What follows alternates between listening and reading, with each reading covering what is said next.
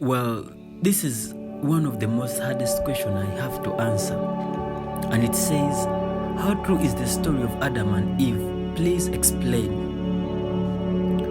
There are a lot of reasons why we cannot connect to the story of Adam and Eve. And the main reason is that we totally live in a new world. Because the old world was destroyed by the floods, which made God change the whole structure of the earth.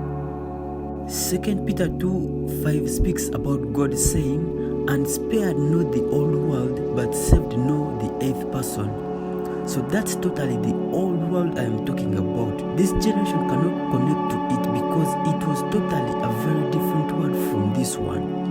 That is why in all my videos, I recommend people to read my book, Unfolding the Creation Mystery and the Angelic Visions, because among the many things I teach about in that book, I went deeper in explaining about that old world. Now look, it's very hard to tell you that the old world had no sun and moon, because I'm sure you cannot relate with all that. That's why I recommend that book, because I wrote everything that you may need to know about that old world.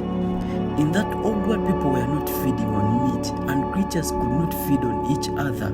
It was a very perfect world until Adam and Eve disobeyed God, and God had to create the angels to minister to men and to bridge the gap that men had created between themselves and God. Not until some angels fell and mixed with polluted men and created the giants, the earth became evil, and God had to send floods to destroy all that corrupt generation, and the floods affected all the earth, and God had to rebuild it for this new world. And scientists think it's the ice age, evolution and extinction. Well, they don't have any idea about this old world. The Bible is the only book that has got all the clear information we need about the old world and this present world.